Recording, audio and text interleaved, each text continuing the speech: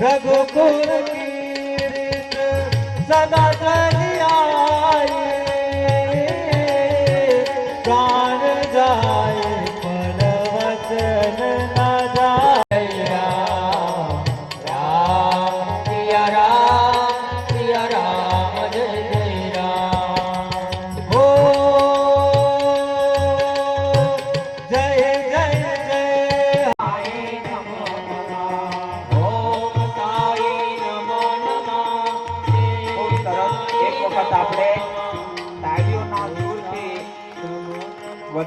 अर्जुन संत सादे और अने नवीन भाई नमो नमः श्री साई नमो नमः जय जय साई नमो नमः सद्गुरु साई नमो नमः ओम साई नमो नमः श्री साई नमो नमः जय जय साई नमो नमः सद्गुरु साई नमो नमः ओम साई नमो नमः श्री साई नमो नमः जय जय साई नमो नमः सद्गुरु साई नमो नमः ओम साई नमो नमः श्री गुरु साई नमो नमः ओम साई नमो नमः श्री साई नमो नमः जय जय साई नमो नमः सद्गुरु साई नमो नमः ओम साई नमो नमः श्री साई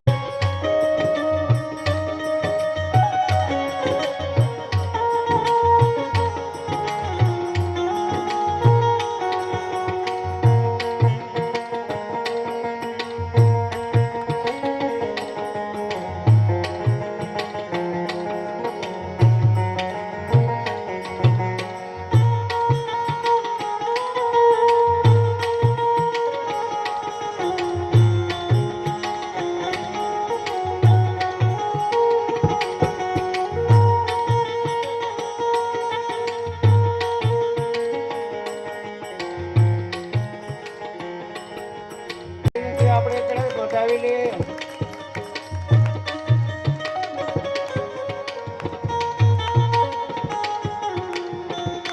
શ્રી સચ્ચિદાનંદ સદગુરુ સાઈનાથ મહારાજ કી જય।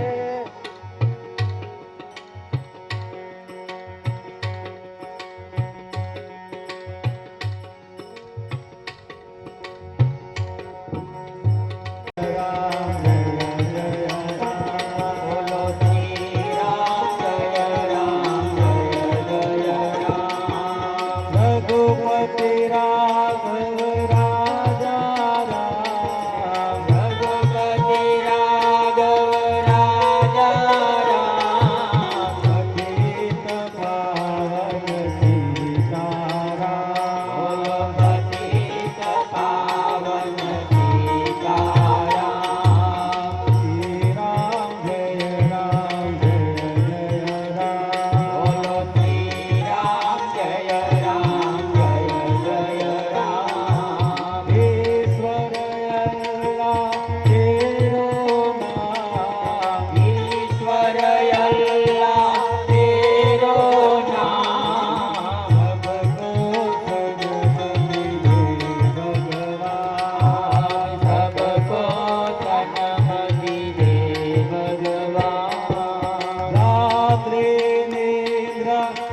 દિવસે કામ રાત્રે નિંદ્રા દિવસે કામ ત્યારે લઈજો હરિનું નામ ત્યારે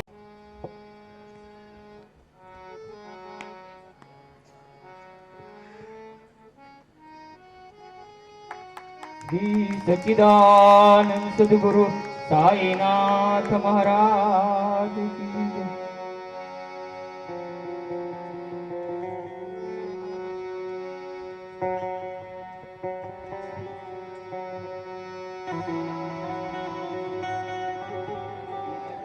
મહારાજ કી જય.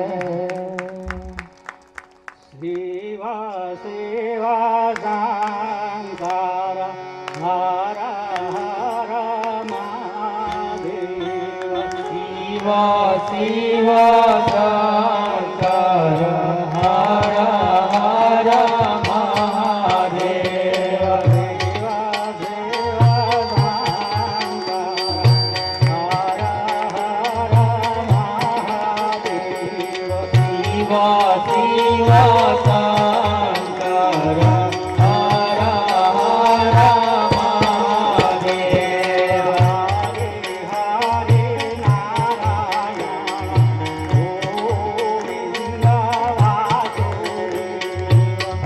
હરે હરે નારાયણ ગોવિંદ વાસુદેવ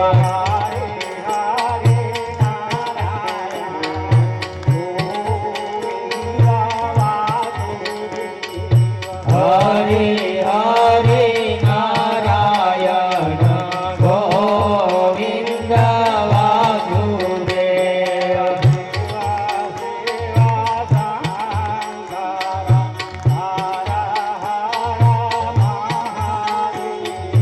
શિવા શિવા શંકર હર હર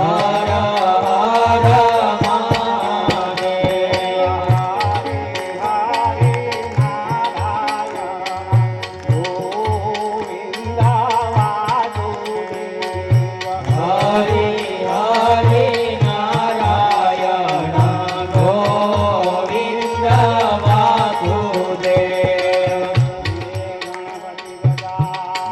નંદ કી જય સાઈનાથ મહારાજ કી જય ગજાનનમ ભૂતગણાદિસેવિતમ કપિલજંબો ફલચારુભક્ષણમ ઉમાસુतं શોકવિનાશકારકં નમામિ વિઘ્નેશ્વરપાદપંકજम् અખંડમંડલાકારं વ્યાપ્तं येन ચરાચરं તત્પદં દર્શિनं ચૈવ તસ્मै શ્રીગુરુવે નમઃ. ગુરુર્બ્રહ્મા ગુરુર્વિષ્ણુ ગુરુદેવો મહેશ્વર ગુરુ સાક્ષાત પર. આ સાંઈ કથામૃતનું જ્યારે પાન કરાવી રહ્યા છે, આ પ્રથમ તબક્કો આ પંચલાઈ ગામ એટલે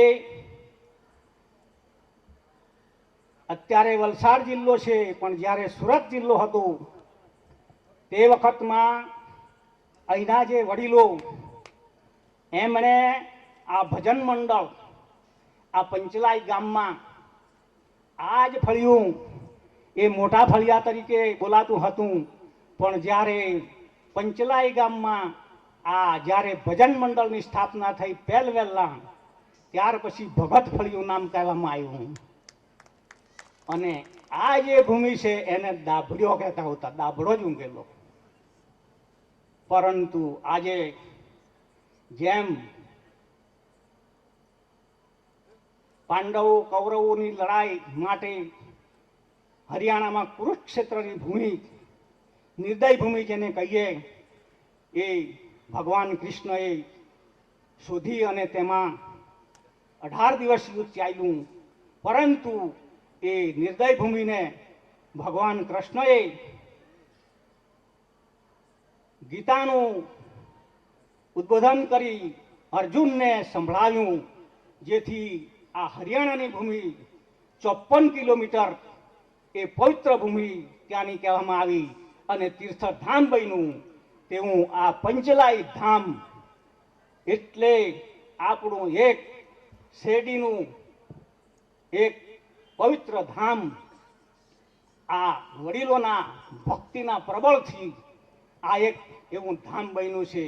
એ કોના પર તાપે, કોણ એમાં ઓલિયો નીકળ્યો?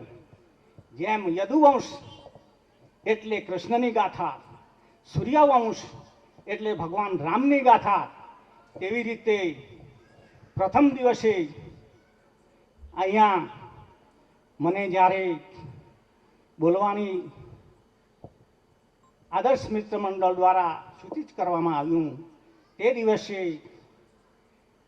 હું એમ બોલેલો કે વ્યાસપીઠ પર બેઠેલા શ્રી શરણાનંદજી સ્વામીજી એ સાંઈ કથામૃતનું રસપાન કરાવશે. આપ ધરાઈને 100 દિવસ સુધી પીધું. અને તે દિવસે મેં એમ કહી ગયેલો કે શરણાનંદ સ્વામીજી એમનું જે જીવન ચરિત્ર છે, ક્યાંથી ઉત્પન્ન થયેલું, એ હું તમને સંભળાવીશ એમ કહી ગયેલો. તો એ આજે થોડુંક સંક્ષેપમાં એનું વર્ણન કરું, કેમ કે આપણે આ કથા જેને આતુર થઈ રહ્યા છીએ સાંભળવાની સાંઈ ચરિત્ર, તો સંક્ષેપમાં એમનું કહેવું કે આ પંચલાઈની ભૂમિ મોટા ફળિયા કહેતા, એ ભગત ફળિયું કહેવાયું. ત્યારે અહીંયા વડીલો શ્રીમદ ભાગવત પુરાણ ઘરે ઘરે વંચાતું હતું. ત્યારે આ વરદાય સુરપ્રિયાય લંબોદરાય સકલાય જગદ્વિતાય નાગાનનાય સુખિયજ્ઞવિભૂષિતાય ગૌરી સુતાય ગણનાથ નમો નમસ્તે. ગુરુર્બ્રહ્મા ગુરુર્વિષ્ણુ ગુરુર્દેવો મહેશ્વર ગુરુર્સાક્ષાત્ પરબ્રહ્મ તસ્મૈ શ્રી ગુરુવે નમઃ. યા દેવી સર્વભૂતેષુ શક્તિરૂપેણ સંસ્થિતા નમસ્તસ્યે નમસ્તસ્યે નમસ્તસ્યે નમો નમઃ. વક્રતુંડ મહાકાય સૂર્યકોટી સમાપ્રભ નિર્વિઘ્નં કુરુ મે દેવ સર્વકાર્યેષુ સર્વદા. તો બધા હાથ જોડીને શ્રદ્ધાથી બોલજો, હે સુમુખ, હે સુમુખ, હે એકદંત, હે એકદંત, હે કપિલ, હે કપિલ, હે ગજકર્ણ, હે ગજકર્ણ, હે લંબોદર, હે લંબોદર, હે વિકટ, હે વિકટ, હે વિઘ્નનાશન, હે વિઘ્નનાશન, હે ગણાધ્યક્ષ, હે ગણાધ્યક્ષ, હે ધૂમ્રકેતુ, હે ધૂમ્રકેતુ, હે ભાલચંદ્ર, હે ભાલચંદ્ર, હે વિનાયક, હે વિનાયક, હે ગજાનન. હે ગજાનન. તો એ વિઘ્નહર્તા એ મંગલ મૂર્તિને હાથ ભાવે પ્રાર્થના કરીએ કે હે દયાળુ પ્રભુ, આજે કથાનો 7મો અને અંતિમ દિવસ અને એના પ્રારંભમાં અમે શ્રોતાએ વક્તાએ ભાવ અને શ્રદ્ધાથી તમારું સ્મરણ કર્યું છે. તો આ કથાની અંદર કોઈ પણ વિઘ્ન, બાધા, આખડી, માનહાનિ થાય. બધા જ ભક્તોનું, ભક્તોના પરિવારનું સર્વ પ્રકારે મંગલ થાય. બાહ્ય તેમજ આંતરિક કષ્ટો એ તમારી કૃપાથી દૂર થાય. કારણ કે અમે રોજ ને રોજ માયામાંથી આવનારા જીવો છે.